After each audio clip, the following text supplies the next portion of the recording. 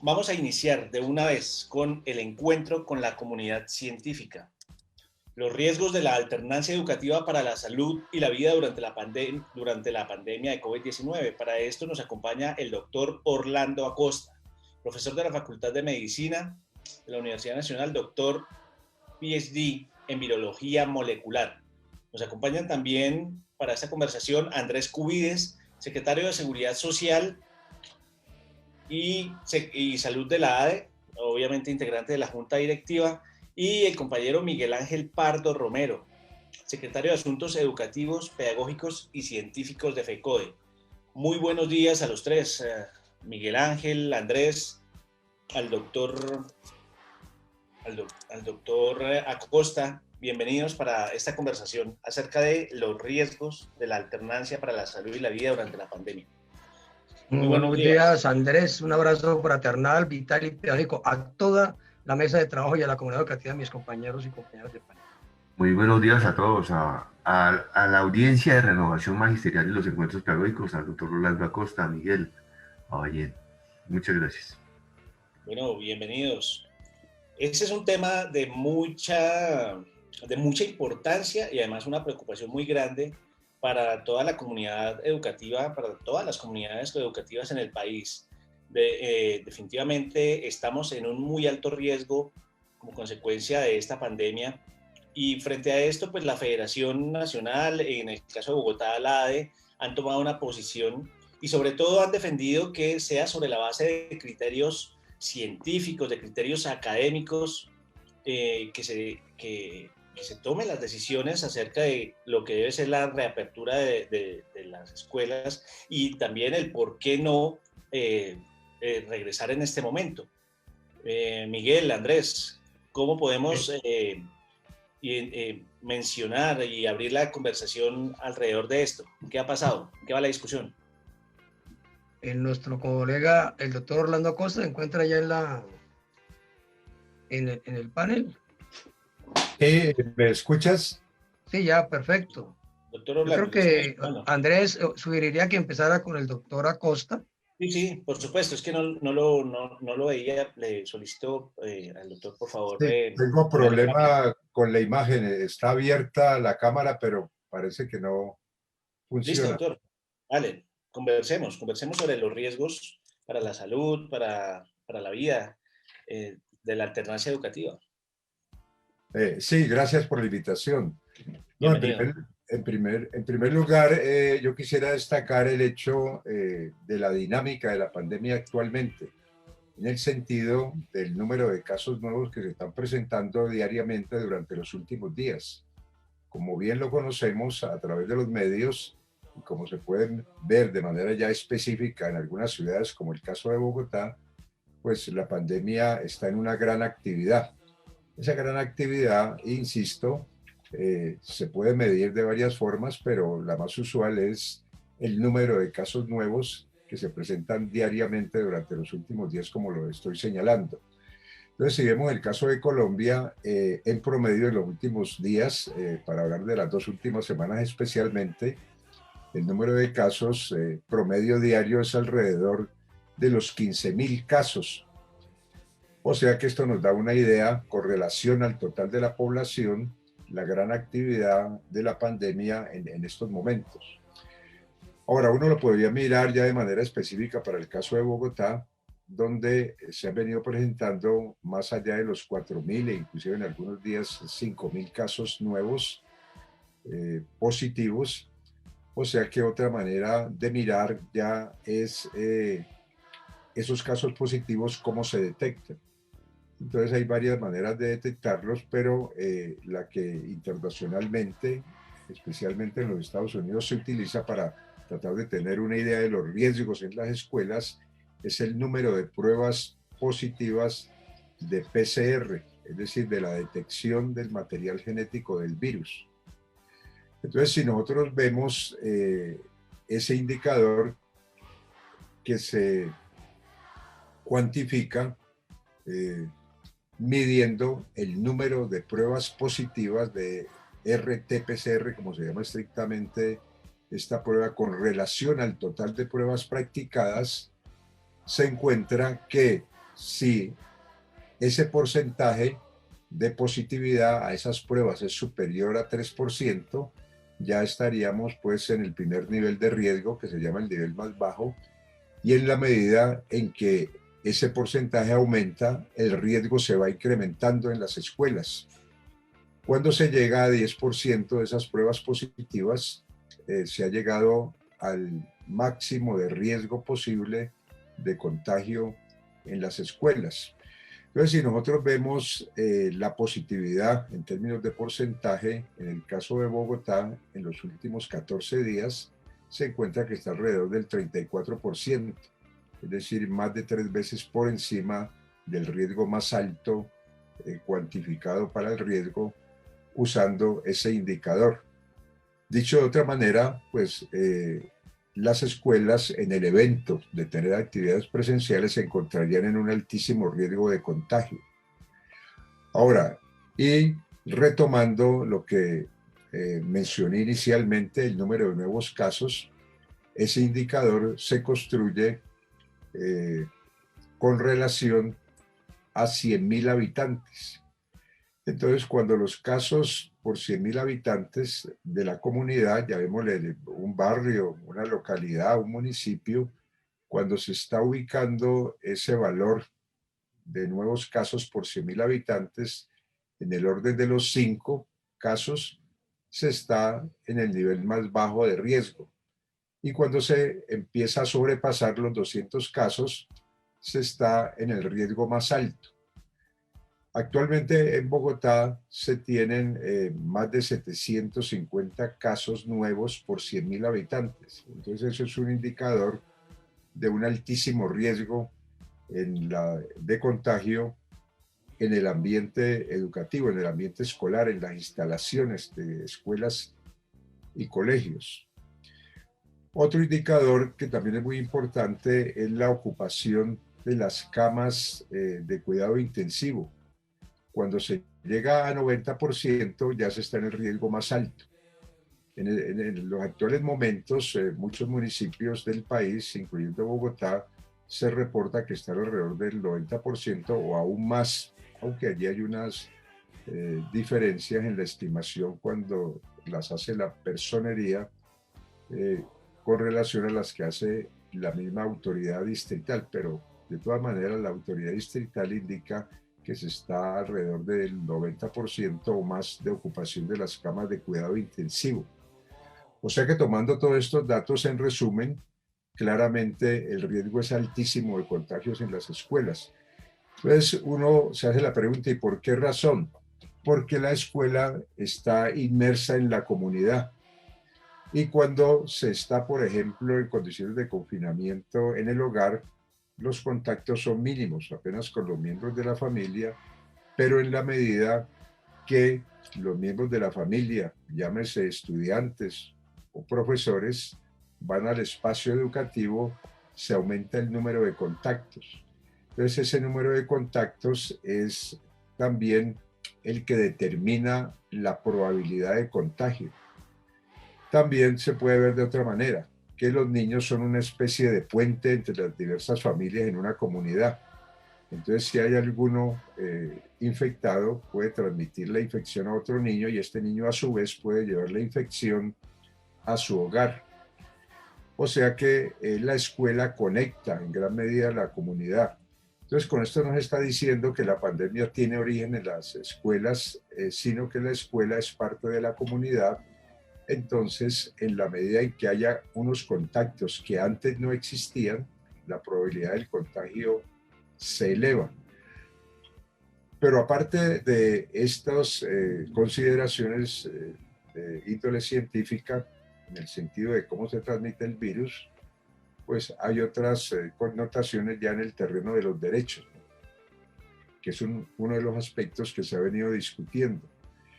Que la misma Constitución, es decir, la Constitución política nuestra, en el artículo 44 consagra como derechos fundamentales de los niños la educación, la salud, su desarrollo físico integral.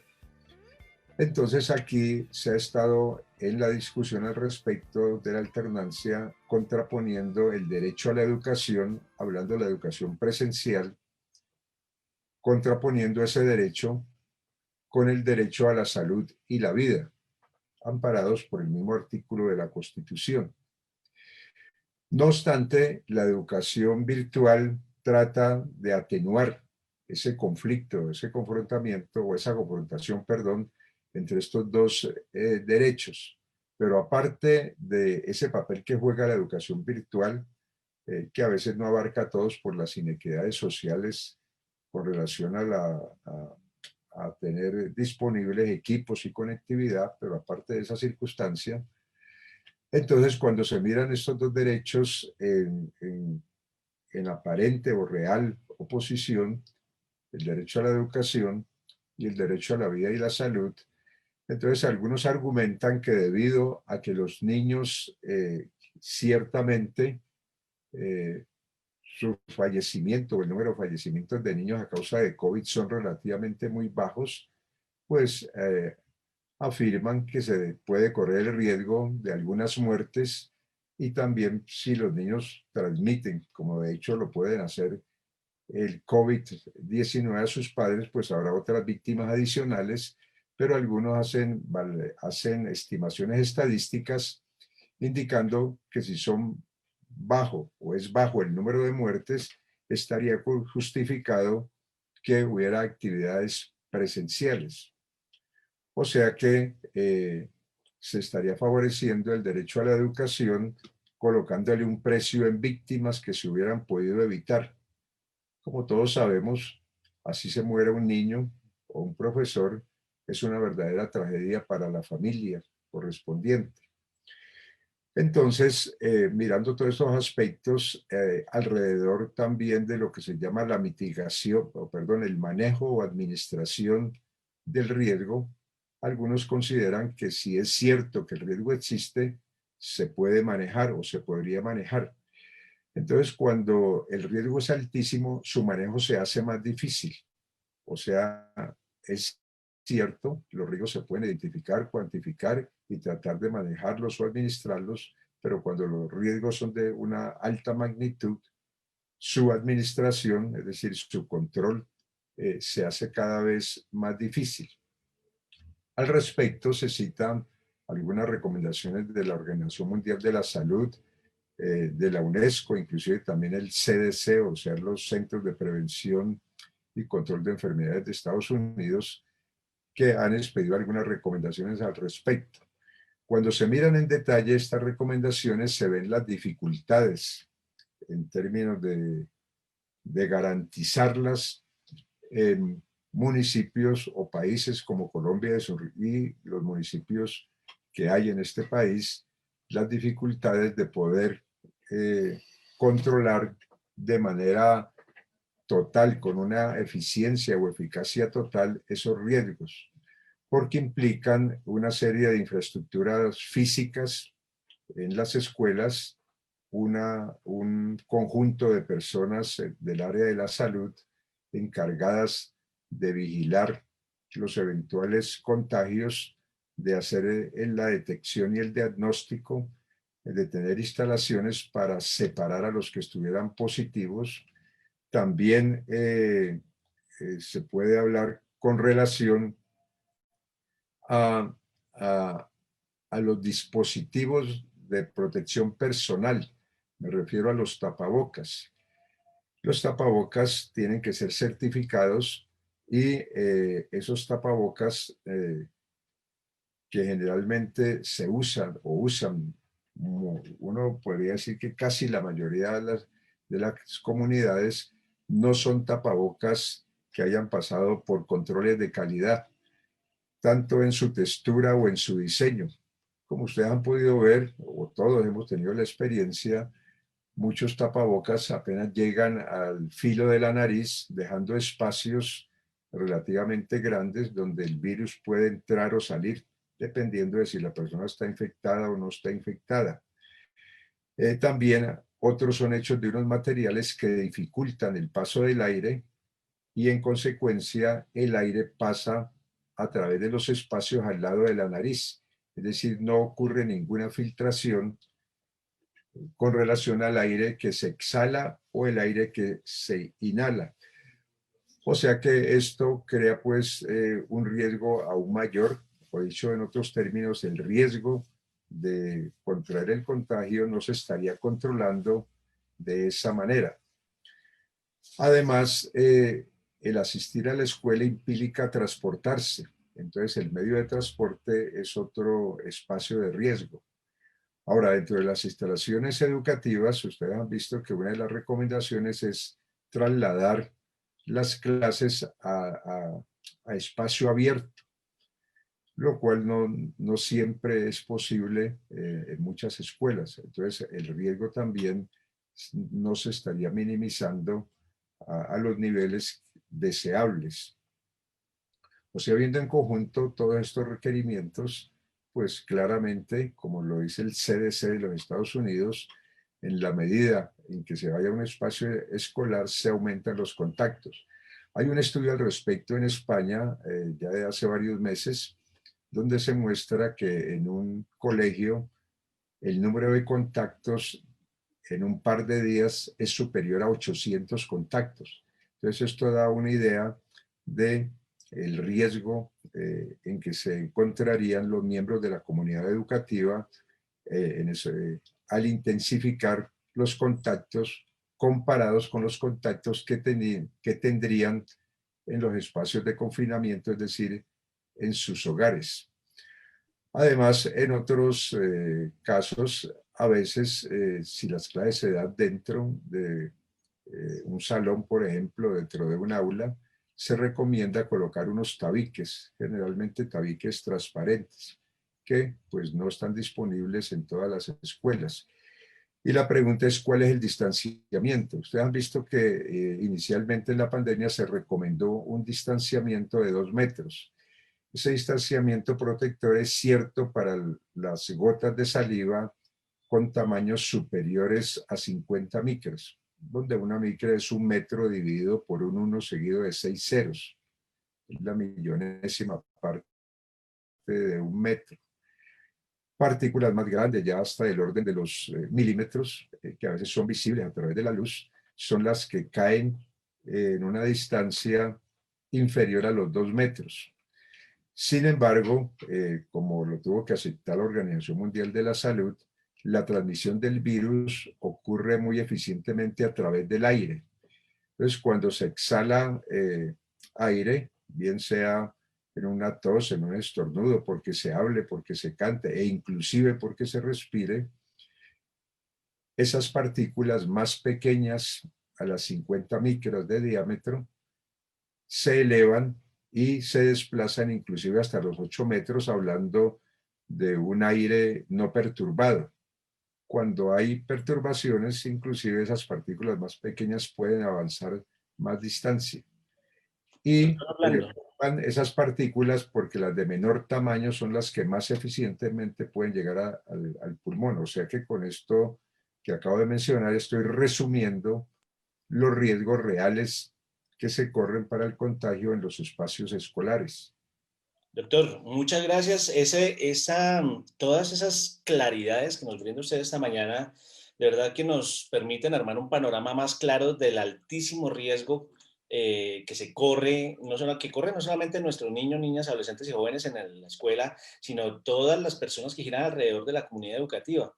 Teniendo en cuenta esto, ahora sí vamos a preguntar desde el punto de vista de la federación, de la FECO, desde el punto de vista de la ADE, con los compañeros Miguel y Andrés, ¿cuáles son los debates porque esto trasciende, esto va al ámbito también de lo político y de las discusiones de política educativa con el Ministerio y con la Secretaría en el caso de Bogotá? ¿En qué van esas discusiones, Miguel?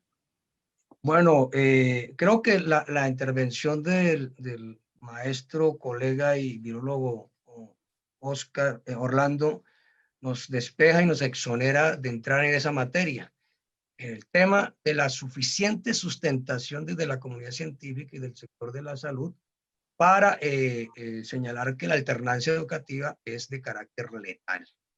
Como lo hemos señalado desde el mismo momento en que el gobierno emitió en mayo 29 del año pasado las normativas respectivas. Y en ese orden de ideas, lo que le estamos exigiendo a los gobiernos nacionales y regionales es que no procedan contra toda evidencia. Recogemos el criterio que no se puede desconocer la comunidad científica a la hora de tomar definiciones sobre salud pública y el retorno a las escuelas, porque esto, pues, como queda evidente, puede tener un desenlace fatal. A los argumentos que ha expresado el doctor Orlando, yo creo que le agregamos que una de las referentes que ha planteado es que cuando el 90% de las camas UCI está ocupada en la comunidad, se considera de altísimo riesgo el contagio en los colegios.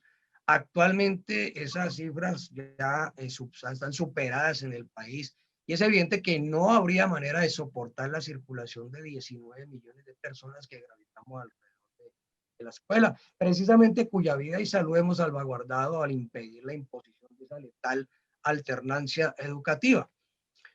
Aún así, la ministra de Educación insiste en el punto. Y dice, hace unos 3 días sale impávida návida diciendo que salvo Bogotá, Barranquilla y Medellín, los demás podrían considerarse. La ministra hace caso omiso que el 90.73% de los municipios hoy están afectados al contagio.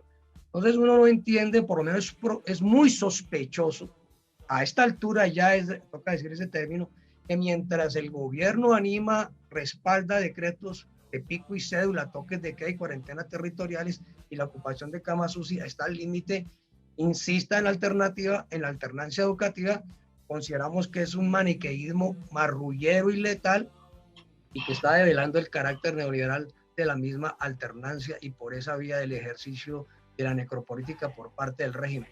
El gobierno ha tenido oportunidades, Andrés.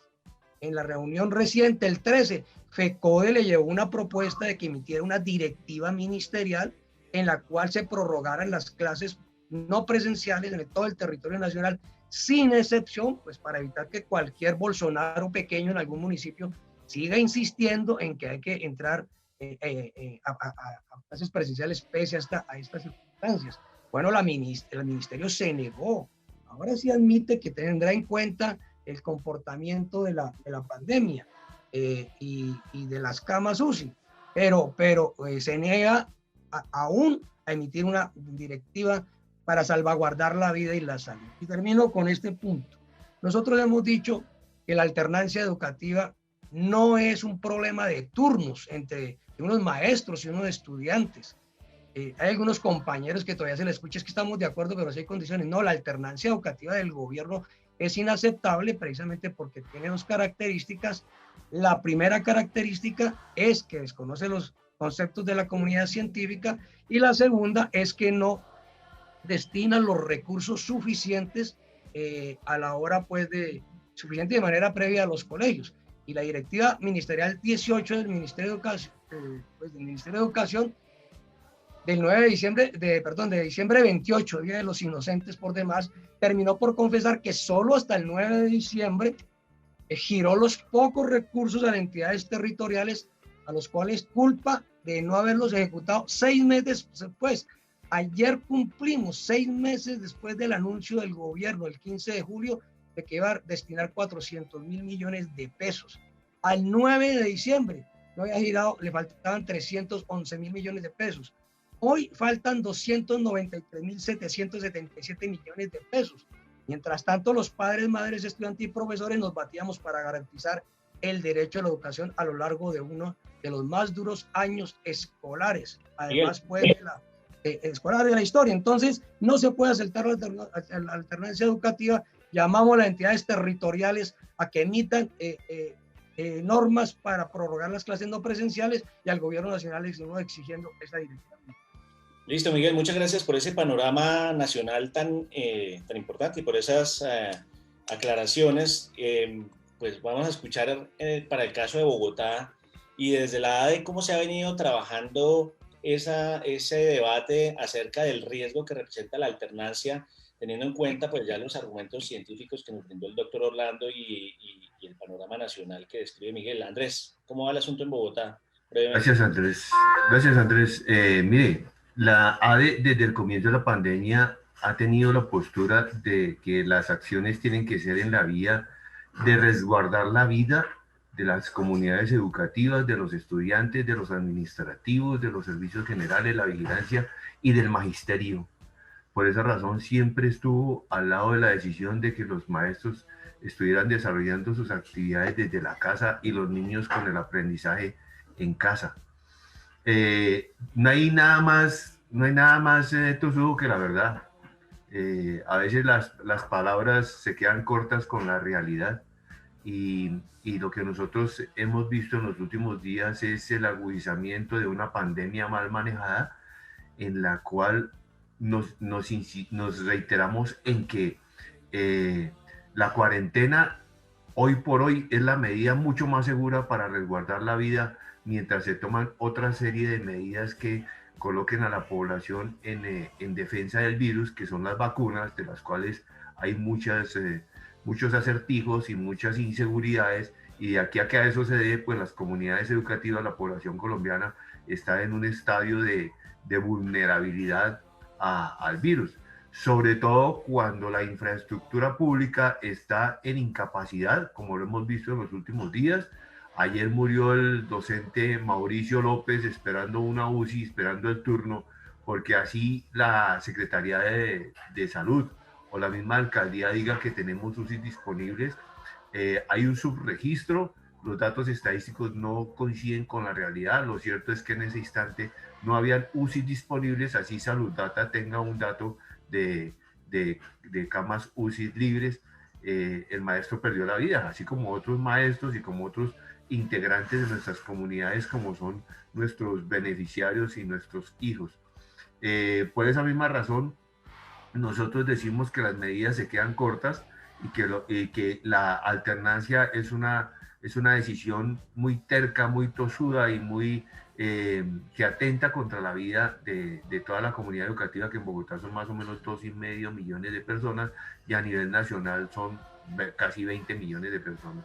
Entonces no se está tomando una decisión muy sencilla con la alternancia, sobre todo cuando los recursos que se han dedicado desde el gobierno nacional hacia todos los territorios nacionales son mínimos, que en Bogotá tenemos 400 instituciones educativas y los recursos que llegan a los colegios son muy pocos, que se quedan cortas lo que se han denominado las medidas de bioseguridad para atender la población, que no tenemos la enfermera escolar, que es la persona que tiene que ser de esa especialización para atender a la recepción de los niños, para tomar la temperatura, para hacer los listados, para detectar los casos positivos, para reportarlos al sistema de salud, no solamente los niños y casos positivos de administrativos, de maestros.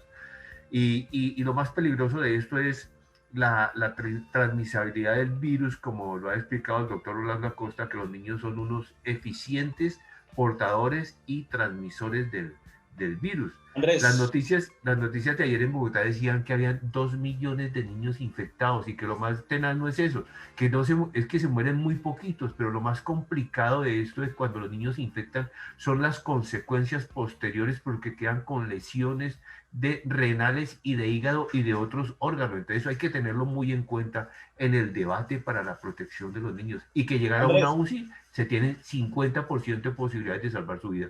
Dígame, Andrés. Bueno, en ese momento pasamos a una pausa al corte institucional en emisora Mariana. Démosle la pausa y continuamos por vía Facebook Live con la conversación. Andrés, entonces, para concluir.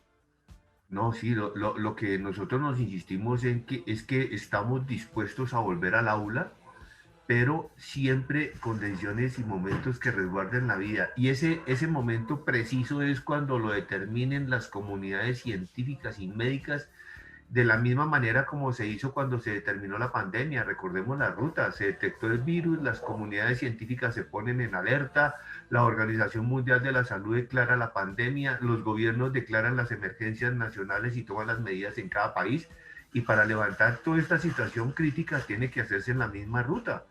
Por esa razón nosotros nos insistimos en que hay que escuchar a las comunidades científicas, y ellos son los que determinan, no son posiciones tercas que son asumidas desde los sectores económicos, desde los sectores de los comerciantes, porque esos no coinciden con los intereses de la población. Listo.